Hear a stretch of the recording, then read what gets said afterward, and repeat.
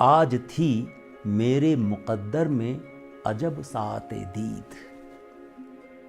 आज थी मेरे मुक़द्दर में अजब साअते दीद। आज जब मेरी निगाहों ने पुकारा तुझको, मेरी तिश्ना निगाहों की सदा कोई भी सुन न सका। सिर्फ एक तेरे ही दिल तक ये सदा जागती दुनिया के कोहराम से चुपचाप गुजर कर पहुंची। सिर्फ एक तूने पलट कर मेरी जानिब देखा, मुझे तूने तुझे मैंने देखा। आज थी मेरी निगाहों के मुक़द्दर में अजब साअते दीद।